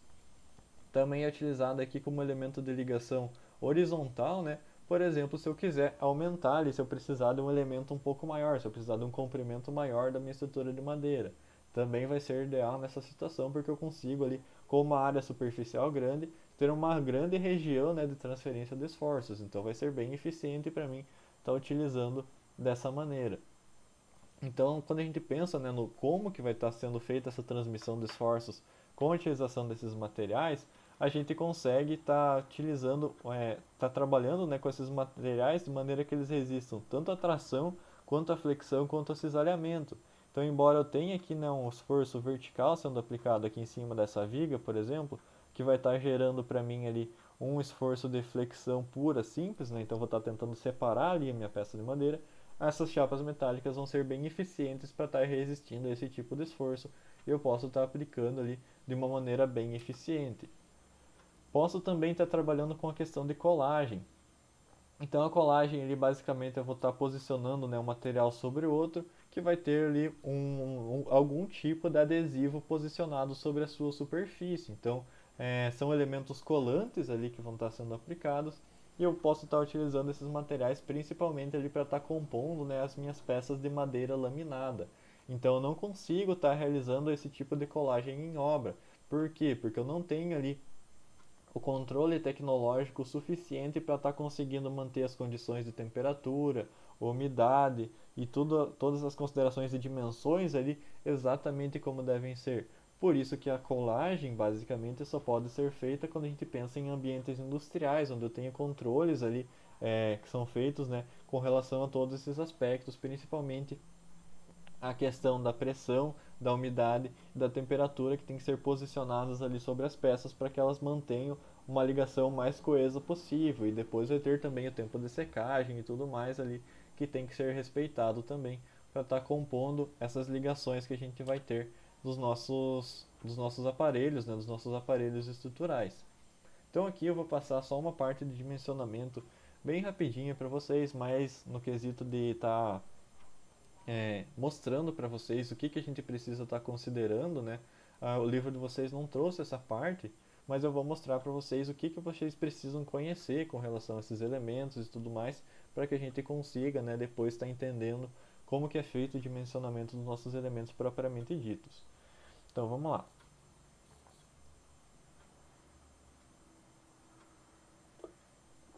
Então esse dimensionamento, para fazer esse dimensionamento propriamente dito, o que a gente precisa estar conhecendo? A gente precisa saber a resistência da nossa peça, do nosso elemento estrutural, e a gente precisa saber qual que vai ser a carga que está sendo solicitada sobre aquela ligação ali que a gente vai estar posicionando a nossa estrutura. Então, para que a gente consiga, né, ter a resistência ali da nossa ligação estrutural que a gente vai estar verificando, a gente precisa simplesmente que a resistência seja maior à solicitação que a gente vai estar verificando. Então, RD, que é a resistência, tem que ser maior do que a solicitação de cálculo aqui que a gente vai chamar de SD.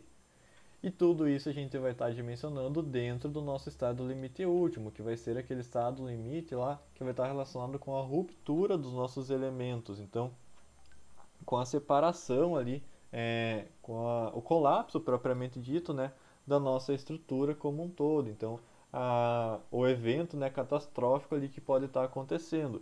Diferente, por exemplo, do estado limite de serviço, né, que vai estar relacionado lá com a questão das deformações excessivas, por exemplo, que vão estar modificando as condições de utilização ali que a gente pode ter, né, sobre os nossos elementos.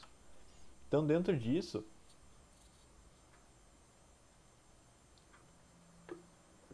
só um minutinho.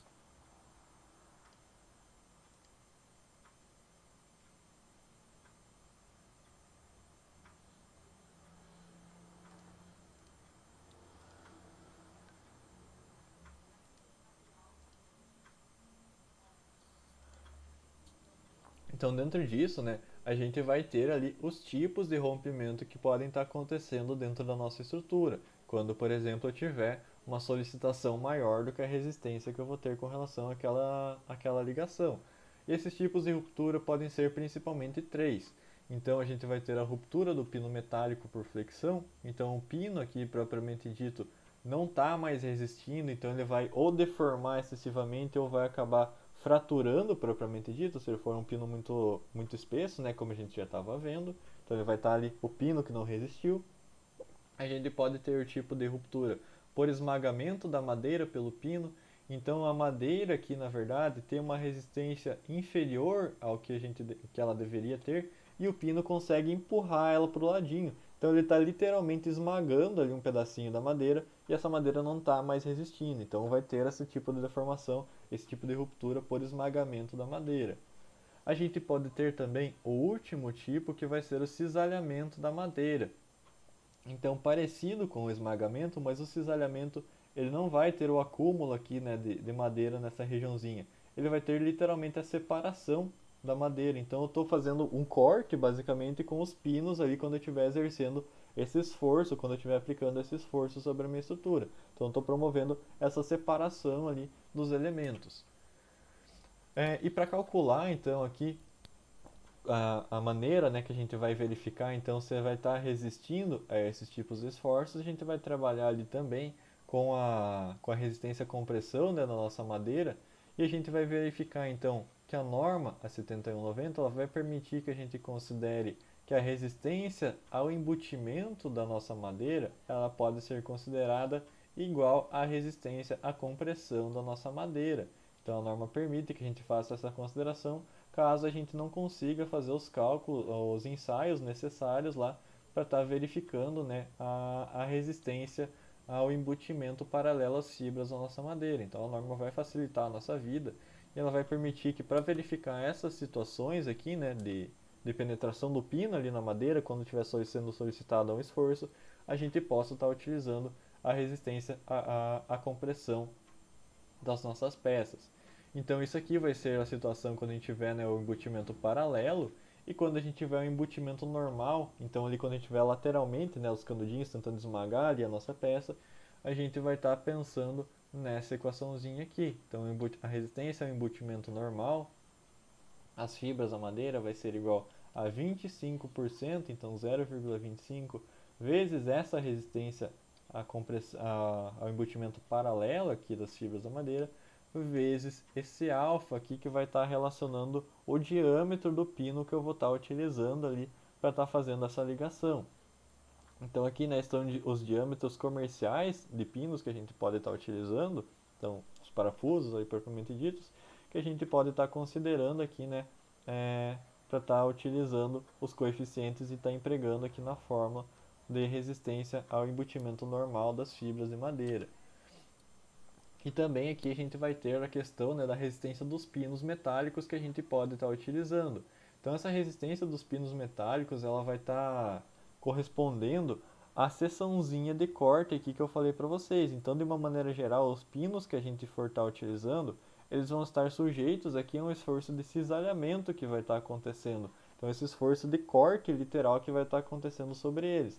Então o que, que vai estar envolvendo, né, quando a gente pensar nesse esforço de corte? A gente vai ter que relacionar ali o diâmetro dos pinos, a espessura que a gente vai ter aqui que está em contato, a espessura da madeira que está em contato com o pino que eu vou estar utilizando, e eu vou ter também que utilizar aqui a minha resistência ao escoamento dos pinos, que vai ser a resistência do aço propriamente dito, que a gente vai estar utilizando para compor essa estrutura de madeira, né, que a gente pode estar pensando ali. E também, né, uma outra consideração que a gente precisa estar fazendo que dentro dessas estruturas de madeira que a gente for estar utilizando é que para ligações pregadas, o diâmetro máximo do pino que a gente pode estar utilizando tem que ser inferior a 1/5 da espessura da madeira que eu vou estar utilizando aqui. Então, por exemplo, se eu tiver uma madeira aqui de 100 milímetros de espessura, então uma viguinha ali de 100 milímetros, 10 centímetros, o diâmetro máximo do parafuso aqui, do prego, desculpa, que eu posso estar utilizando, vai ter que ser de 2 centímetros ou 20 milímetros. Então tem essas limitações ali que eu posso estar utilizando ou não posso estar utilizando. Por que, que vai acontecer isso? Para que a gente não fragilize muito a nossa peça. Então, quando a gente pensa lá na marcenaria mesmo, se eu for tentar pregar ali uma chapinha de compensado, aquelas chapinhas, né, que fica na parte de trás do guarda-roupa, por exemplo. Se eu for tentar colocar um prego muito grosso, aquilo ali, ela vai partir inteira. Então a gente tem que usar aqueles pregos bem fininhos para que ela não parta, para que a gente consiga estar utilizando. É o mesmo princípio que a gente vai estar pensando aqui. Se eu for usar um prego muito grosso, a madeira vai acabar partindo se ela tiver uma espessura muito pequena, então ela vai partir inteira. Por isso que a gente tem que usar as proporções corretas ali de utilização com relação à espessura e ao diâmetro do pino que a gente vai estar utilizando. Para ligações parafusadas, isso aqui já é bem menos rigoroso, né? Então o limite que a gente vai ter de diâmetro vai ser metade da espessura. Então, por exemplo, se eu tiver ali uma espessura, né, de 10 centímetros, que a gente estava considerando, eu posso usar um parafuso de até 5 centímetros, que é um baita de um parafuso. Por quê? Porque ele vai ter a pré-furação ali já acontecendo, e ele não vai estar forçando tanto, né, as laterais ali da madeira. Então acaba sendo bem mais conveniente para a gente trabalhar dessa forma. Então aqui vou trazer já as questõezinhas ali, né, com relação à resistência dos pinos que a gente pode estar utilizando. Então quando a gente trabalha com apenas uma seção de corte, a gente vai chamar isso de RVD1. O que é esse RVD1? É a resistência ali que eu vou ter quando eu estiver trabalhando com apenas uma seção dos meus pinos, quando eu estiver trabalhando apenas com... deixa eu desenhar aqui na verdade que fica mais claro. Quando eu estiver trabalhando apenas com uma seção. O que vai ser uma seção? Vai ser quando eu tiver apenas uma área de contato aqui entre os elementos que eu vou estar tentando ligar. Então vocês vejam aqui o pino, né, que eu desenhei, ele está apenas ligando essa única seçãozinha que eu vou ter aqui. Se eu tivesse mais um elemento ligado aqui embaixo, por exemplo, o que que aconteceria? Então tem mais uma plaquinha ligada aqui embaixo. Vamos esticar o pino aqui para baixo. Então o que que aconteceu agora? Eu vou ter então 3 elementos sendo ligados, então eu vou ter aqui uma seção e uma outra seção aqui embaixo. Então eu teria duas seções de corte acontecendo. Mas aqui então, voltando, né, para o nosso exemplo de cálculo aqui, só estava mostrando o que que são essas seções. Então se eu tiver apenas uma seção de corte na minha ligação, o que que vai estar acontecendo? Eu vou poder verificar esses dois parâmetros aqui, que vai ser o meu parâmetro beta e o meu beta limite. Então o beta, o que que vai ser? Eu vou estar relacionando apenas a espessura da menor placa de madeira. Então se eu tiver uma tábua aqui, por exemplo, de 10 milímetros e uma outra aqui de 20 milímetros, eu vou usar a menor delas, vou usar de 10, para estar considerando nessa equaçãozinha aqui. E vou estar dividindo pelo diâmetro máximo ali, pelo diâmetro nominal do elemento de ligação que eu vou estar usando. Então do pino metálico ali que eu vou estar empregando nessa ligação. Então é só dividir a espessura pelo diâmetro do pino metálico. E eu vou calcular também o meu beta limite. Então o beta limite vai ser dado por essa equação, 1,25, que vai estar multiplicando a raiz da resistência ao escoamento dos pinos metálicos, a resistência de cálculo, porque está o Dzinho aqui dos pinos metálicos, dividido pela resistência ao embutimento paralelo às fibras aqui da madeira que eu vou estar utilizando. Então a resistência de compressão aqui, né, como a gente verificou a partir dessa equaçãozinha, a norma vai permitir que a gente considere dessa forma também. E como que eu vou calcular então essa resistência ao escoamento dos pinos metálicos de cálculo? Eu vou basicamente pegar a resistência característica do aço do pino que eu vou estar utilizando aqui, que é o FYK, e vou estar dividindo por 1,10, que é o coeficiente de segurança para o aço que a gente vai estar utilizando. Então lembra lá, quando a gente fala de parafusos, né, a norma vai dizer para a gente que no mínimo a gente precisa considerar parafusos com FYK superior a 240 MPa. Então a gente já tem uma limitação ali normativa que vai estar correspondendo para a gente. Então dentro disso, depois que a gente calcula ali o beta e o beta limite, a gente vai fazer uma comparação entre esses valores. Então a gente vai pegar ali, por exemplo, e vai ver se o beta for menor do que o beta limite que eu calculei, o que que vai acontecer? Eu vou ter uma ruptura por embutimento do pino na madeira. Por quê? Por que que vai estar acontecendo isso? Então vamos verificar lá. O que que eu estou calculando aqui, né? Quando eu tenho o beta, quando eu estou calculando o beta, eu estou relacionando a espessura da madeira com o diâmetro da madeira que eu tenho. E para calcular o beta limite, eu estou calculando a resistência aqui do pino com relação à resistência da madeira. Então, se eu tiver um beta limite superior ao beta, isso quer dizer que, na verdade, a madeira está resistindo menos do que o pino. A madeira é o ponto frágil ali que eu vou ter dentro da minha ligação. Então, isso aqui está dizendo, né, para gente que a madeira vai estar deformando ali, né? O pino vai conseguir empurrar a minha madeira para formar aquela bexiguinha ali que eu tenho, né? Mais ou menos dessa forma aqui. Então, isso aqui que vai estar acontecendo quando o meu beta limite for maior do que o beta que eu vou estar calculando. Então, quando a gente tiver essa situação, a gente vai estar utilizando essa equaçãozinha aqui para estar calculando a resistência, né, da ligação que eu vou ter apenas com uma seção de corte. Então eu vou estar relacionando 0,40 vezes a resistência ao embutimento paralelo das fibras aqui, né, o nosso FED, que vai estar multiplicando a espessura da madeira ao quadrado dividido pelo beta. Então vocês vejam, né, que aqui a gente está relacionando as informações apenas da madeira, porque ela vai ser o ponto frágil aqui, né, da nossa ligação. Então ela vai ser o material que vai estar sendo relacionado para estar dimensionando propriamente dita a nossa ligação. Agora, se o nosso beta for superior ao beta limite, o que que eu vou ter? Eu vou ter uma ruptura acontecendo pela flexão do pino. Então, o pino lá que vai estar deformando, né, que vai ser o ponto frágil da minha ligação agora.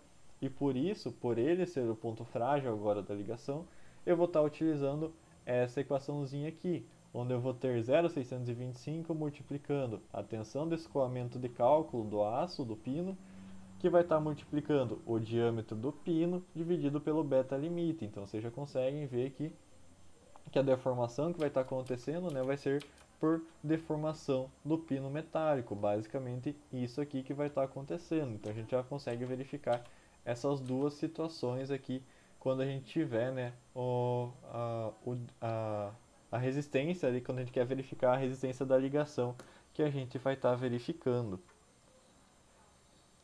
Então beleza. Deixa eu ver uma coisa. Então tá. Então antes de entrar, na verdade, nas outras questões de ligação ali que a gente vai estar vendo, eu vou deixar isso para a próxima aula, porque falta pouquinha coisa. A próxima aula é bem curtinha, bem mais fácil pra gente, né? Então acho que a gente já viu bastante coisa hoje. Eu não vou passar exercícios com relação a esses dimensionamentos, porque eu quero mais que vocês entendam como que eles vão estar funcionando. Mas eu vou passar para vocês exercícios aqui. Então,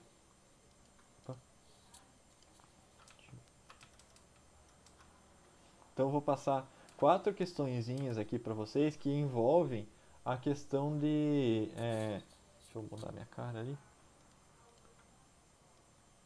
Então eu vou passar 4 exercíciozinhos para vocês ali que envolvem a função dos coeficientes de modificação. Então os K-mods lá que a gente estava vendo no comecinho da aula.